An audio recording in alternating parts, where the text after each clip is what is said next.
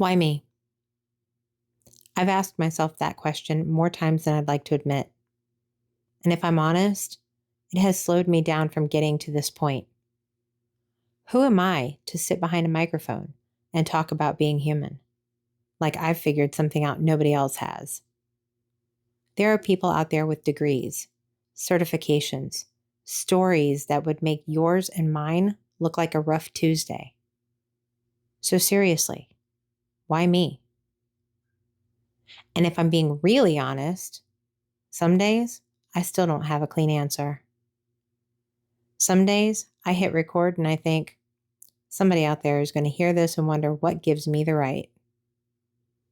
But here's what I've learned. That question, why me? It doesn't just live in my head. I hear it everywhere from people who have something real to say and talk themselves out of saying it. From people who have lived enough life to fill a book but convince themselves nobody would read it. So maybe this episode isn't really about me at all.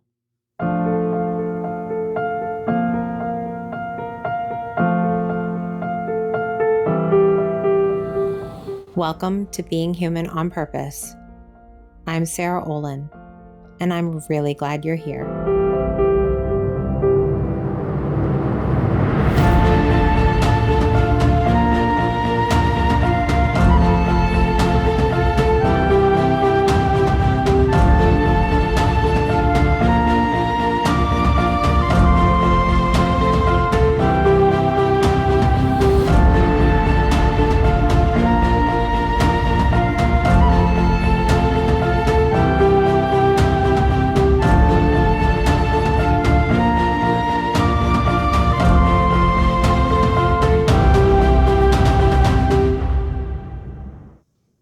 A couple of weeks ago, I was scrolling on Instagram.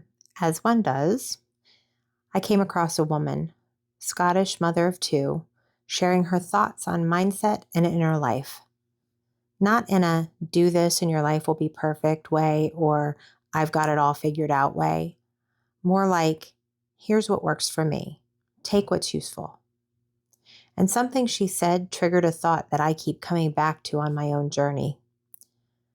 Sometimes it matters who the messenger is in order for the message to land. Now, I know this firsthand because I'm a mom. I have two boys. Well, they're grown men now, but I spent years saying things to them, encouraging things, corrective things, observations about who they were and what they were capable of. And they would hear me out and then go do whatever they were going to do anyway. Who am I kidding? That is still how it goes sometimes, but that's parenting, isn't it? I can remember more than one occasion when they would come to me and say something along the lines of, I had this realization after so-and-so said this. As I listened, all I could think was, yeah, I've been telling you that for months. I used to take it personally. Now I see it for what it is. Most of the time. I do need a reminder occasionally. But as teenagers, their peers had a level of influence I didn't have access to. That's not failure, it's just human. We are wired to receive things differently, depending on where they come from, when they come in, and what we're ready to hear. And here's the thing, we don't outgrow that. As adults, we hear the same idea dozens of times. Sometimes from our parents, sometimes we read in a book, someone says it at a conference or in a meeting, shows up in a podcast, and one day, one person says it, and suddenly, oh, now it clicks. Why? Maybe it's their voice, their story, the way they phrased it. Or maybe it's just the moment you're in when you finally hear it. That's what I mean when I say the messenger matters. I have a personal example that I refer to a lot. The first personal development book I ever read was The Power of Now by Eckhart Tolle. And I remember some of what he said sitting with me. Like, okay, I hear you. that's interesting. Be present. Yeah, I can feel my nose without feeling my nose. If you know Totally, you know. But it didn't really move me. It didn't shift anything. It was a little bit of a softening. It wasn't until over 2 years later, when I was listening to Wishes Fulfilled by Wayne Dyer, that things started to actually sink in. It was really kind of a spiritual awakening for me. It wasn't that Eckhart Tolle didn't say the right things. It was just in that moment, I wasn't ready to hear them. Wayne Dyer just put certain things I had grown up my whole life hearing into a perspective that actually felt aligned for me. But here's the kicker. A lot of what Wayne Dyer was saying wasn't entirely new. A lot of what most personal development speakers and authors teach is really their particular take on someone else's teachings. They're building on ideas that have been around for centuries, sometimes millennia. They'll tell you that themselves if you ask. Wayne Dyer would often call upon the teachings of St. Francis of Assisi, Lao Tzu, Jesus, Rumi, Henry David Thoreau, Carlos Castaneda. The ideas weren't always original. What's original is the voice, the framing, the moment you're in when you receive it. That's the messenger. That's the whole thing. So when I ask myself, why me?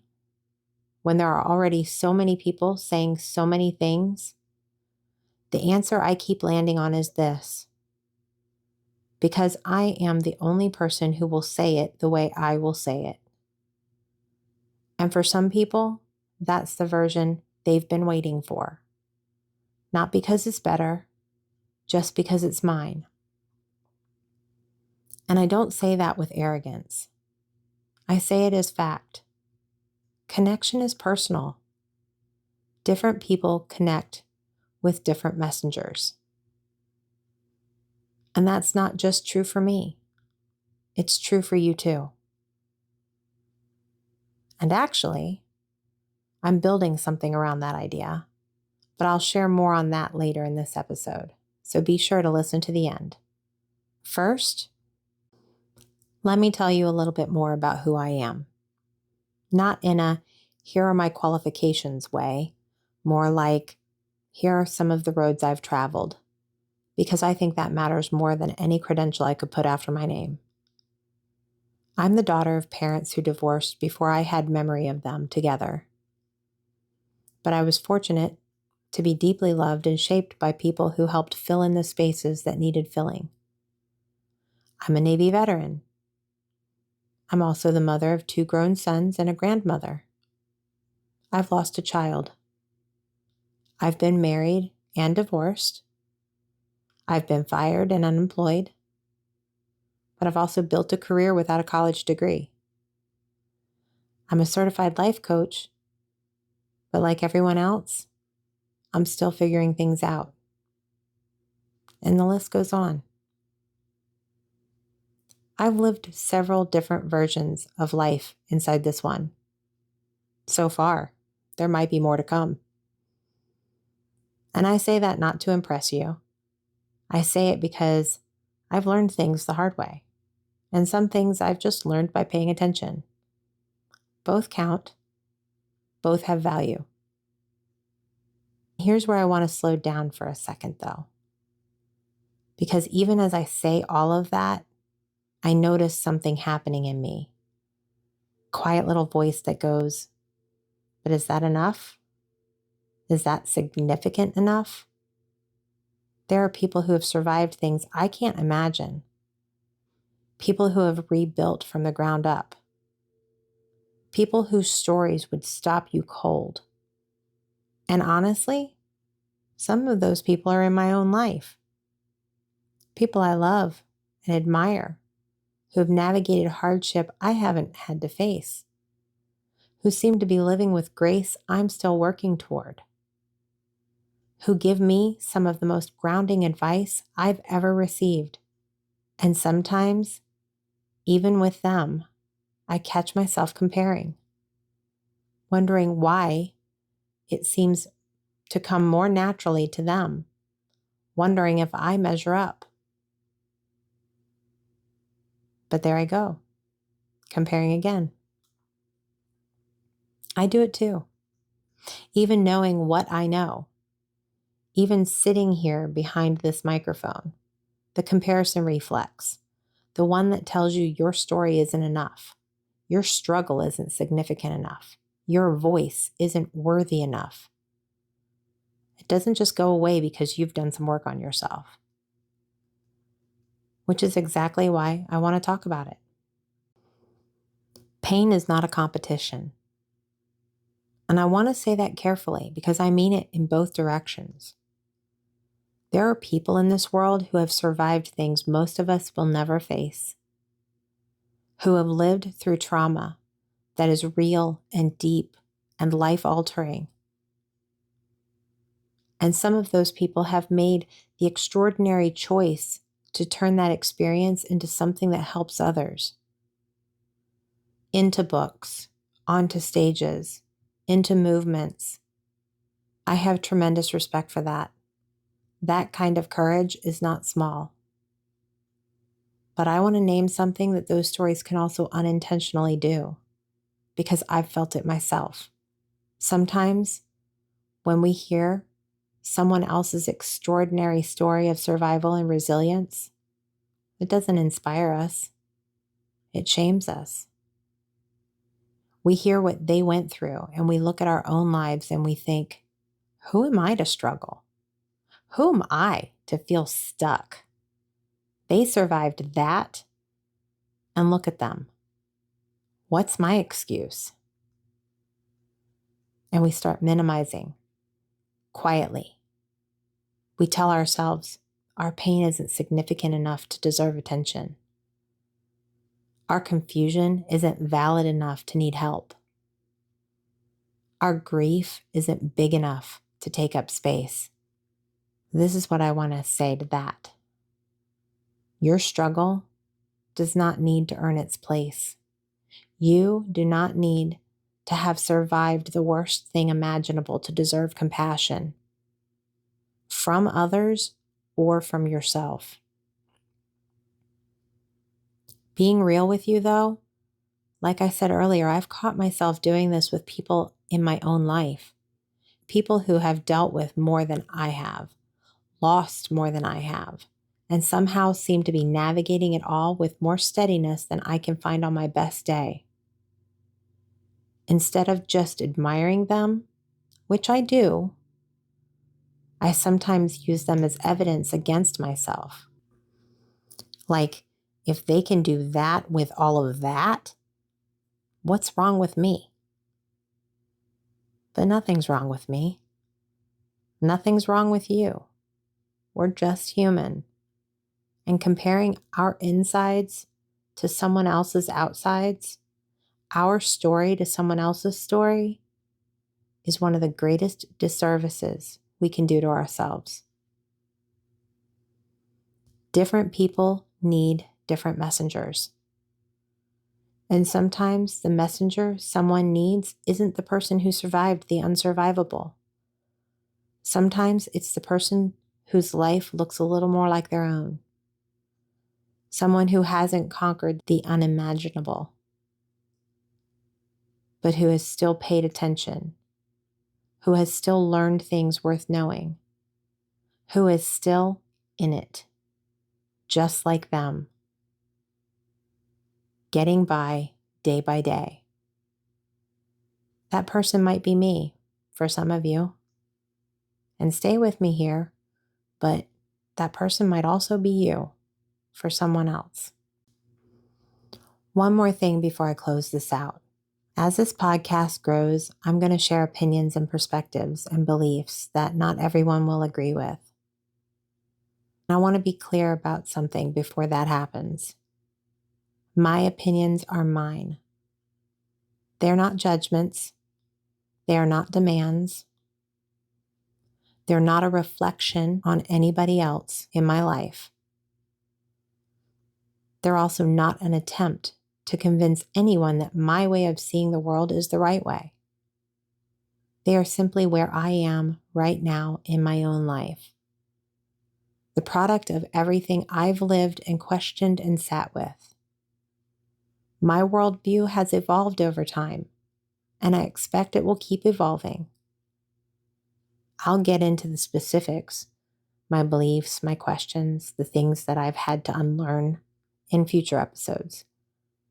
But for now, I just want you to know that this space is built on honesty, not on agreement.